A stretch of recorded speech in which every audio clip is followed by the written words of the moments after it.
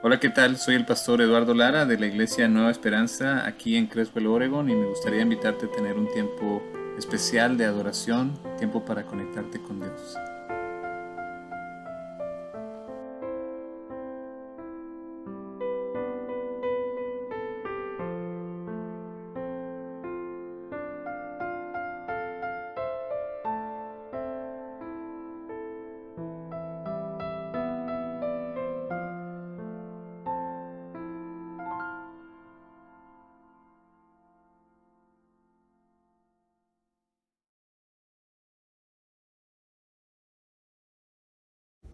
Nueva realidad en Cristo. Esta semana tuve una muy triste noticia. Mi abuelita, la mamá de mi mamá, falleció el viernes en la tarde y fue un gran dolor para mí, para mi familia. Y cuando tenemos una pérdida, cuando algo nos pasa, tenemos una pérdida familiar o un ser querido, se nos va, o perdemos un trabajo, perdemos una relación, cambiarse de casa, de escuela, o cualquier cambio así drástico en nuestro cuerpo, o pérdida de salud, o un cambio de situación, dicen los psicólogos que pasamos por unas etapas de duelo. Y es una teoría que viene desde los años 70 y ha sido dominada por esta psicóloga, psiquiatra Elizabeth Kubler-Ross. Ella fue la que empezó todo esto y estuve leyendo sobre ella. Es muy interesante su vida desde que estaba adolescente, así como Lisette o Ana Cecilia. Ella vivió en medio de la Segunda Guerra Mundial, entonces se fue a ayudar de adolescente, tuvo mucho contacto con la muerte y ella se dedicó a ayudar a la gente que estaba sufriendo con la muerte. Escribió varios libros y ha sido, de hecho hay un modelo que se llama el modelo Kubler-Ross, que es de ella, de cómo tratar estas cosas de la muerte. Y está muy interesante. Ella dice que hay 5 etapas. Primero es la etapa de la negación, y esa lo que trata de hacer es como no pasó nada, o no das crédito a lo que pasa y estás así como entumido, como que no pasó nada, pero no puedes continuar así por mucho tiempo porque tienes que enfrentarte con la realidad. Y después viene la etapa de la ira, estos sentimientos de rabia, de resentimiento, y también empiezas a buscar culpables, ¿verdad? Fue por esto, fue por lo otro. Hay mucha frustración porque la muerte es irreversible, no hay manera de cambiarlo, a menos de que seas cristiano, ¿verdad? Y pienses en la resurrección. Pero sin eso, sin esa esperanza, pues hay mucha frustración. Y después de esa etapa está la etapa de negociación. Es cuando la persona empieza a pensar, ay, ojalá hubiera hecho esto o hubiera hecho lo otro, y las cosas tal vez podrían haber sido distintas, o me gustaría haber podido haber hecho esto. Y luego viene la etapa de la depresión. No tanto la depresión clínica, sino más bien la depresión, esta tristeza profunda, esta sensación de vacío que son característicos del duelo, ¿verdad? Este conjunto de emociones que están vinculadas a la tristeza, ante la pérdida de algo, ¿verdad? De un ser querido, de algo. Y por último, hay una etapa que se llama la etapa de aceptación. Ya aceptas la nueva realidad, aprendes a convivir con el dolor que te causa, el dolor emocional de no tener ya al ser querido o este cambio que hubo, y con el tiempo empiezas a recuperar esta capacidad de experimentar la alegría y el placer. Pero aún así, los expertos dicen, bueno, no todos pasan por estas etapas ni en este orden específico. Cada persona tiene su manera de lidiar con un duelo, ¿verdad? Pero yo me acordé de estas etapas ahora que murió mi abuelita. Y me acordé de esta última. Tienes que aceptar la nueva realidad de que tu ser querido ya no está aquí, y tienes que aceptar los cambios que hubo. Y es bonito llegar a ese lugar donde ya puedes tener esta aceptación, donde ya has procesado el dolor. Y lo que pasa con el dolor, que es difícil de procesar porque a nadie le gusta sentir dolor. Lo que hacemos es que le sacamos la vuelta. Son estos mecanismos de defensa que vemos en estas etapas, porque no quiere uno sentir el dolor de la pérdida. Pero cuando ya lo aceptamos, cuando ya lo sentimos, cuando ya lo procesamos, es bonito llegar a esta etapa de que ya tienes algo de consuelo, pero para eso necesitamos expresar, ser honestos con nosotros y ser honestos con Dios en cuanto al dolor que tenemos. Y una de las maneras que muchas veces lidiamos con el dolor es llorando. Y es algo bueno, nos ayuda a desahogar el alma, y es bonito que en cuanto a llorar, Dios dice que Él conoce todas nuestras lágrimas y que un día las va a secar todas y se nos van a olvidar los momentos de tristeza. Y Dios nos da su consuelo aquí y ahora a través de su Espíritu Santo y a través de otros creyentes de la iglesia, de amigos.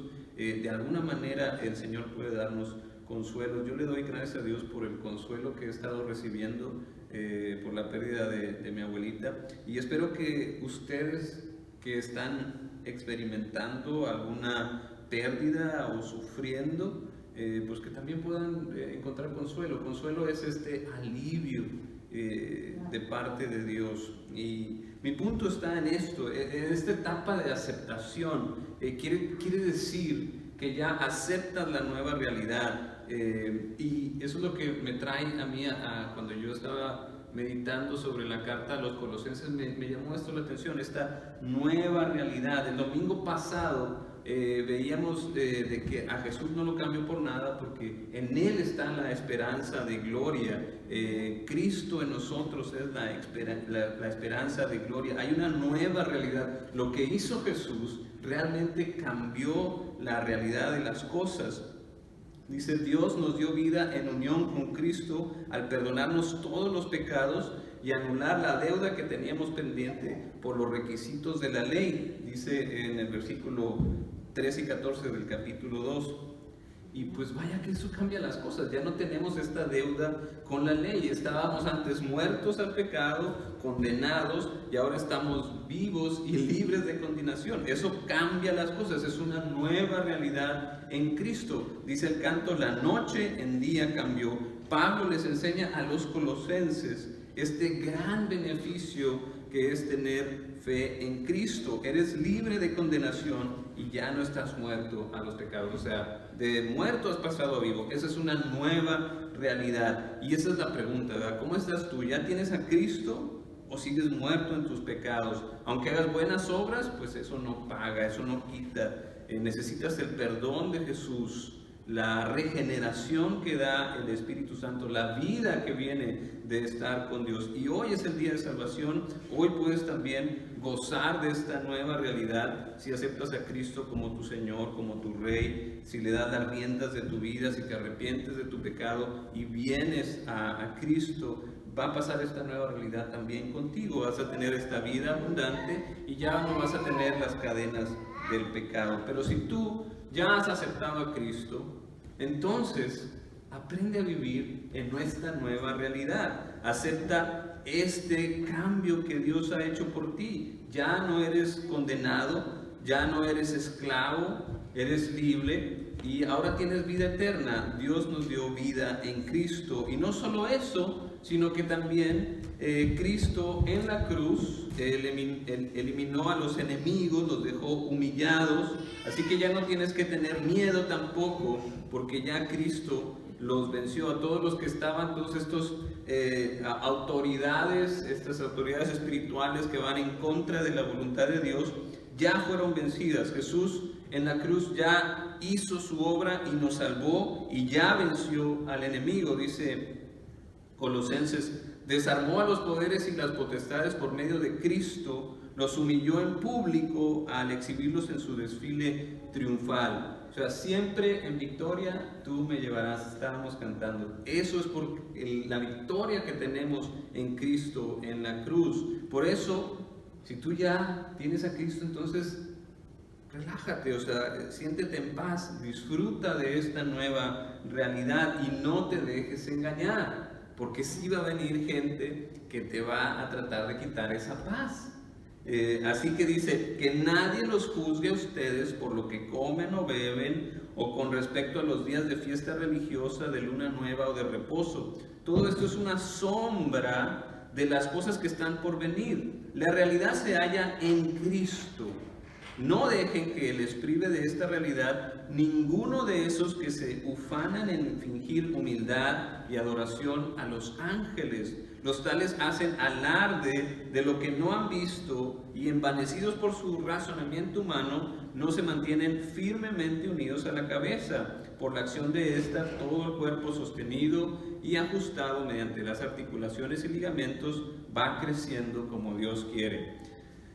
O sea, lo que está haciendo Pablo es darles herramientas a los cristianos de Colosas que no son judíos o que no saben de sus tradiciones y sus rituales, ni sobre las cosas que ellos comen y que no comen, o si saben, pues ahora hay una nueva realidad donde los requisitos de la ley ya fueron cumplidos en Cristo. Cristo ya pagó todo lo que debíamos en la ley. Y Él pagó lo que nadie podía. Se hizo una nueva realidad con Cristo. Fuimos sepultados y levantados a nueva vida. Eso es lo que representa nuestro bautismo. Estamos unidos a Cristo, que ya pagó la deuda que la ley exigía. Ahora estamos en un nuevo pacto, en una nueva realidad. En Cristo hubo una regeneración mediante la fe en el poder de Dios. Ahora el Espíritu Santo está en nosotros y fuimos sellados como una garantía de lo que va a venir en el futuro, la esperanza de gloria. Por lo tanto, por eso dice Pablo, por lo tanto, no hay lugar para el legalismo. La deuda de la ley ya fue clavada en la cruz. Ya tenemos a Cristo, ya podemos tener comunión con Dios por medio de Cristo. No necesitamos rituales o leyes, tenemos acceso al Padre por Cristo. Por eso que nadie te quiera juzgar con la ley, porque tú ya estás bajo la gracia. Ya tienes a Cristo, ya Cristo vive en ti, ya tienes el Espíritu Santo, que es el sello que te da lugar para el futuro con Cristo. Ya no hay más requisitos que tú tengas que cumplir. Por eso no te dejes. O sea, si viene un judío o si viene un cristiano que quiera ser judío, que da mucha influencia, tiene mucha influencia con esto de ser judío y te exige y te juzga y te hace menos por lo que comes o bebes o por el día en que tú vas a adorar a Dios, le puedes decir como Pablo, es que eso era una sombra. Ya tenemos ahora la verdadera, que es Cristo. Ya tenemos esta realidad nueva. Esas leyes son obsoletas, ya no es la misma realidad. Hubo una pérdida para los que practicaban eso, el judaísmo. Hubo una pérdida porque ahora Cristo trae una nueva realidad. Y entonces hay esa pérdida. Y nosotros ya estamos en este periodo tenemos que estar en este periodo de aceptación, que hubo un cambio en Cristo. Las cosas ya no son igual. El pacto cambió, se hizo un nuevo pacto ahora en la sangre de Cristo, y eso dice que la ley ya no está exigiéndote a ti, ya Cristo pagó lo que necesitaba la ley en la cruz, porque todo lo que Dios creó es bueno y nada es de desecharse si se toma con acción de gracias. O sea, Cristo nos ayuda con esto, con la comida. Si tú das gracias a Dios, la bendices, puedes comer lo que sea. Le costó a Pedro 3 veces decirle al Señor, no, yo no voy a comer eso, tú me dijiste que no voy a comer eso. Y en su visión le dice, hey, a lo que yo bendigo, tú no lo llames impuro. Entonces nadie te puede decir, nadie te puede juzgar por eso, porque ahora estamos en otra realidad, estamos en Cristo. Y además, dijo Jesús, lo que entra por la boca, va a la panza, no va al corazón. Lo que te contamina es lo que sale de tu corazón. Y ahí el único que te puede cambiar es Cristo, es el que tiene ese poder para cambiar las cosas. No es tanto la dieta, es que tú tengas a Cristo. Entonces por eso digo, hay que concentrarse en esta nueva realidad, hay que tener esta aceptación de esta nueva realidad. Lo pasado ya no aplica igual, ya no podemos aplicar las mismas leyes del Antiguo Testamento porque ahora en Cristo se cumplió la ley. Entonces no podemos regresar a algo atrás. Si usted tiene más dudas sobre esto, lea la carta a los Gálatas y vea ahí la libertad que tenemos en Cristo. Ya no hay una división entre lo sagrado y lo que no es sagrado, o sea, lo secular. Ya no existe esa duplicidad. Si eres de Cristo el sábado, eres de Cristo el lunes, eres de Cristo el martes, el miércoles, el jueves, el viernes, el domingo.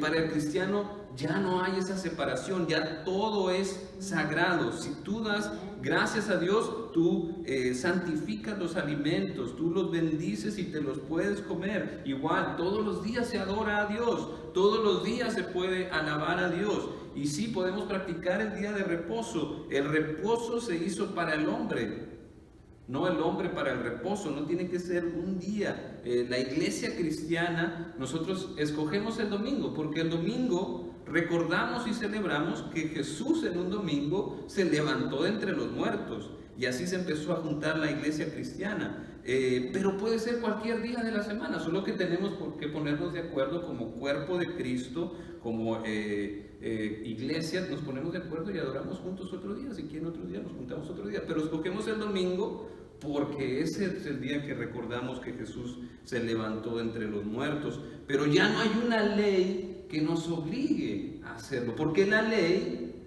ya la pagó Cristo en la cruz. Es una nueva realidad, y puede sonar algo loco, y también nos podemos, no sea loco tampoco.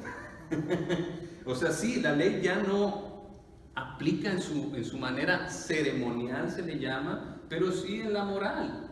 Seguimos ligados a esa autoridad moral de la ley, pero no a la ceremonial.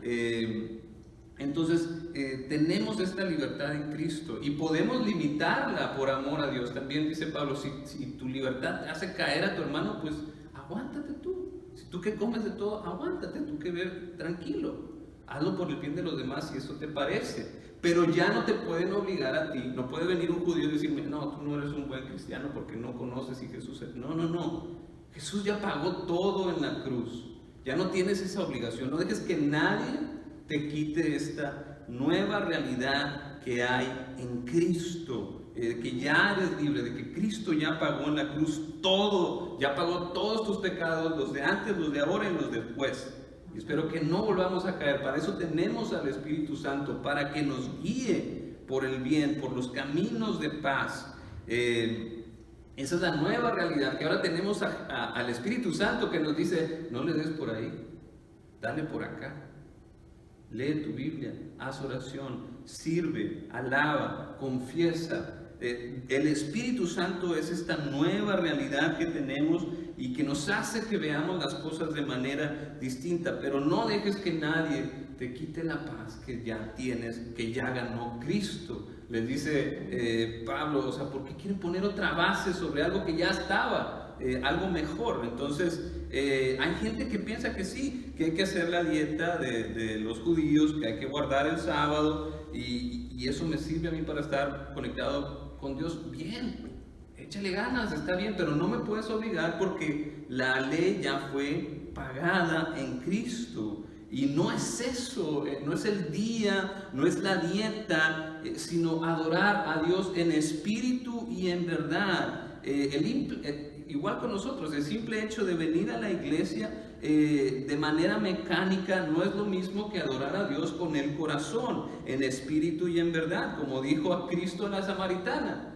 Bueno, ya no es ni aquí ni allá, el chiste es que lo hagas en espíritu y en verdad. Y hay gente que acusa a otros de infringir la ley, pero como ya vimos, Cristo ya pagó esa deuda, ya no estamos obligados. Se puede hacer si se quiere, sí se puede hacer, pero no te pueden obligar a hacerlo. Ya Cristo nos liberó de la deuda con la ley y ahora vivimos bajo la ley del amor, vivimos bajo la gracia, y lo que te garantiza estar más en una mejor posición espiritual, no es seguir la ley lo mejor que puedas como hacían los fariseos, pero que se olvidaban de las cosas que eran realmente importantes en la ley, que era el amor a Dios y el amor al prójimo. Por eso la ley era una sombra, sí nos da luz, sí era de Dios, pero ahora tenemos a Cristo que nos dice plenamente cómo son las cosas. Lo que te garantiza estar mejor espiritualmente, ser realmente espiritual y no legalista o fariseo, es estar conectado a Cristo.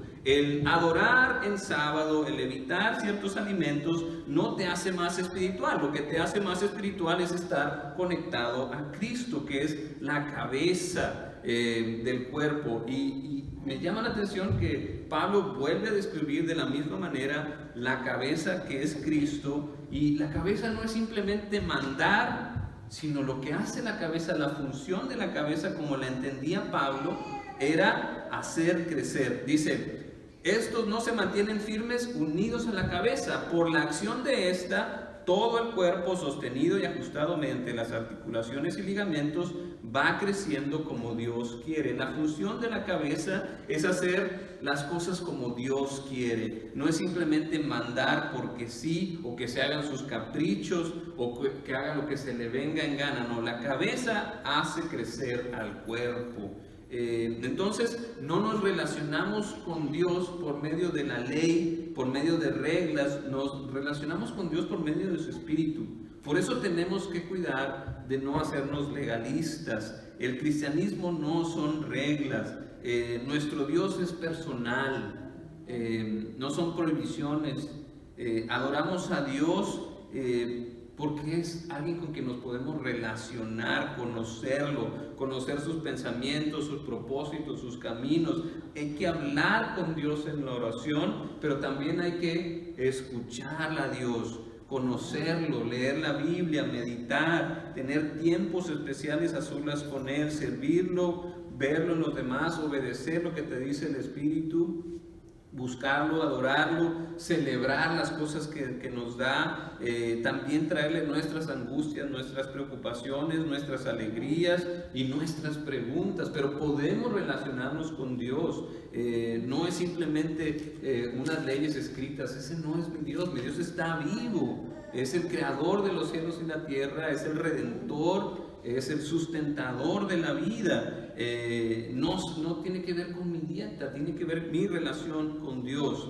Dice Pablo al final del capítulo 2: si con Cristo ustedes ya han muerto a los principios de este mundo, ¿por qué,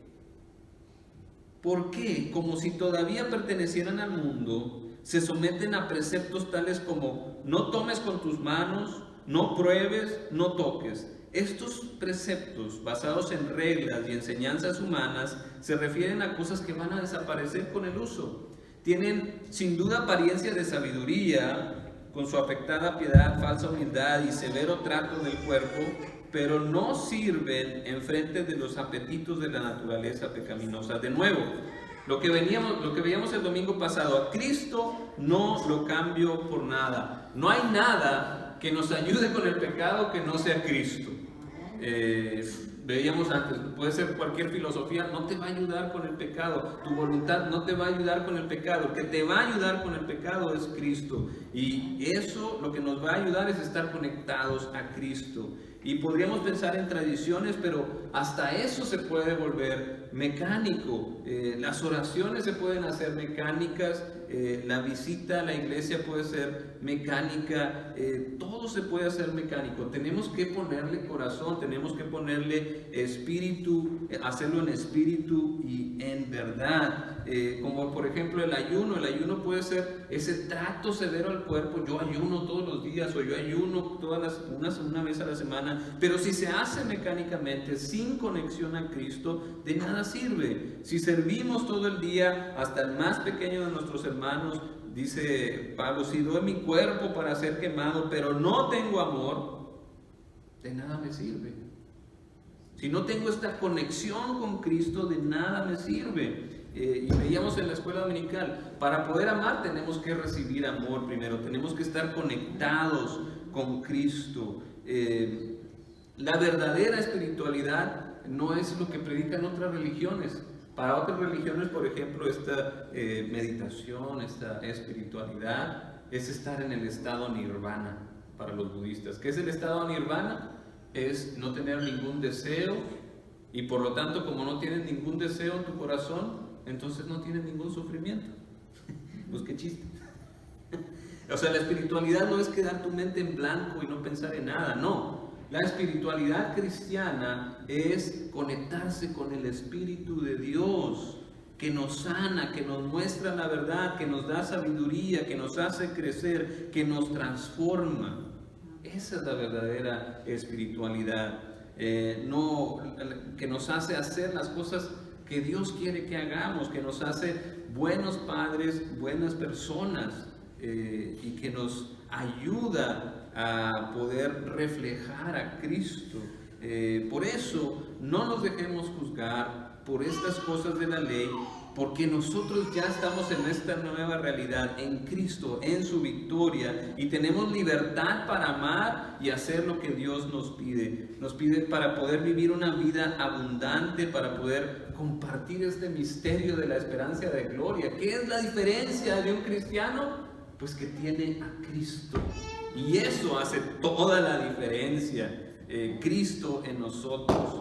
Por eso tenemos que recordar esta realidad y vivirla, este nuevo pacto que hay en la sangre de Cristo y nuestra fe en Él. Por eso aceptémosla plenamente para vivir esta esperanza de gloria. Amén. Amén. Quiero compartirles este canto que habla sobre la transformación que hay en Cristo.